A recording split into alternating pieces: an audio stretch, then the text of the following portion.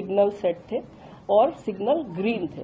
Green signal का मतलब है ड्राइवर को सिग्नल का इंडिकेशन अगर ग्रीन मिल रहा है, इसका मतलब है उसका आगे का पाथ एकदम क्लियर है और वो सीधा अपनी पूरी स्पीड, जो भी उसको परमिटेड मैक्सिमम स्पीड है, उस पर वो अपनी गाड़ी को चला के ले जा सकता है। तो वो लगभग यहाँ पे इस सेक्शन पे इस गाड़ी के लिए 130 किलोमीटर की परमिटेड स्पीड है, वो 128 किलोमीटर पर आवर पे था, जो कि हम लोगों ने लोको के रिकॉर्ड से भी कंफर्म किया है। वो 128 किलोमीटर पर आवर की स्पीड पे था कोरोमंडल वाला। और दूसरी डायरेक्शन से यशवंतपुर जो आ रही थी वो भी 126 पे थी, वो भी 130 पे परमिटेड है, वो भी 126 किलोमीटर पर आवर पे थी। इनके सबके लोगों के डेटा से हम लोगों ने ये कंफर्म भी कर लिया कि ये स्पीड थी गाड़ियों की, जो कि उनकी परमिटेड स्पीड के अंदर थी, लिमिट पे थी। तो ओवर स्पीडिंग की कोई बात नहीं थी। सिग्नल एकदम जो उसको दिख रहा था ग्रीन था और उसको सीधा जाना था। किसी कारणवश जो कारण अभी इन्वेस्टिगेशन में है, और मंत्री जी, जैसा आप लोग देख ही रहे हैं कि मंत्री जी पिछले 36 घंटे से उसी साइट पे, और वो वहां से हिल नहीं रहे हैं। वहां पे वो रेस्टोरेशन, इन्वेस्टिगेशन, रिलीफ और जितने भी लोग हॉस्पिटल में भी हैं उनसे भी जाके मिल रहे हैं। तो he is doing everything from there and he is leading from the front. So उन्होंने अभी जानकारी दी है कि प्रिलिमिनरी फाइंडिंग से ऐसा लगता है कि सिग्नलिंग में कोई परेशानी पाई गई, लेकिन वो भी प्रिलिमिनरी जानकारी है। हमारे जो कमिश्नर ऑफ रेलवे सेफ्टी हैं उनकी जांच चल रही है, इसलिए उनकी जांच कंप्लीट हुए बिना हम लोग कुछ भी नहीं शेयर कर सकते हैं अभी डिटेल में, क्योंकि जो भी हम कहेंगे अगर वो गलत हो गया तो फिर वो ठीक नहीं होगा। इसलिए हम भी अभी इंतजार कर रहे हैं कि वो अपनी फाइंडिंग्स हमें कंप्लीट डिटेल्ड फाइंडिंग्स हमें बताएं, जिससे कि हम लोग पता कर सकें कि क्या कारण था जिसकी वजह से ये दुर्घटना हुई।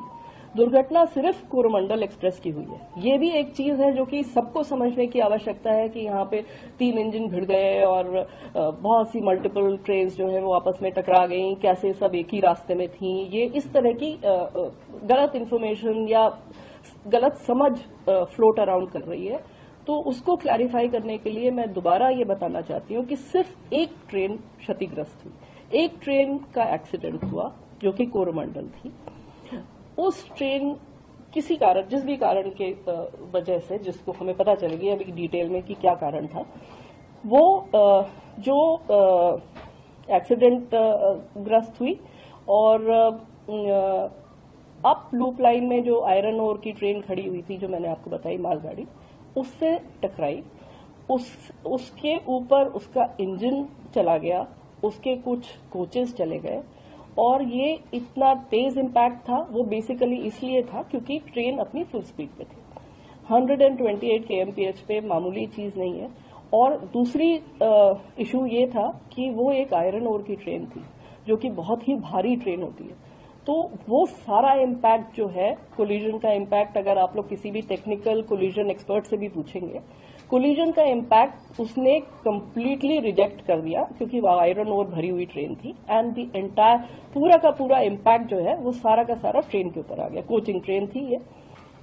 अब इस ट्रेन के बारे में भी मैं कुछ बताना चाहूंगी। ये ट्रेन है LHB ट्रेन, हमारी जो LHB कोचेस है उसकी ट्रेन है। ये LHB is a very very safe train. अगर आप और एक्सीडेंट्स इस तरह की ट्रेन के देखेंगे, आपको मिलेगा कि इवन एट फुल स्पीड ये ट्रेन कैप्साइज नहीं होते। इसके कोचेस जो हैं वो दे डोंट टर्न टर्टल, और इसलिए उसमें जो लोग होते हैं वो उनको कोई ज्यादा इंजरीज नहीं होती है। अनफॉर्चुनेटली इस केस में ये ऐसा हादसा हुआ कि इस स्पीड पे अगर पूरा का पूरा इम्पैक्ट ट्रेन के ऊपर आएगा तो कोई भी दुनिया में ऐसी कोई टेक्नोलॉजी नहीं है कि वो इस तरह के जंबलिंग अप को प्रिवेंट कर सके। तो मालगाड़ी बिल्कुल नहीं डिरेल हुआ, क्योंकि आयरन ओर था वो। तो आयरन ओर इतना स्टेबल और उसकी सेंटर ऑफ ग्रेविटी इतनी स्टेबल होती है कि वो नहीं हिली। नमस्कार, मैं हूं मानक गुप्ता।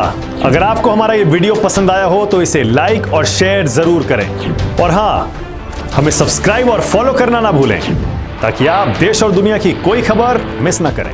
तो जुड़े रहिए हमारे साथ और देखते रहिए News 24।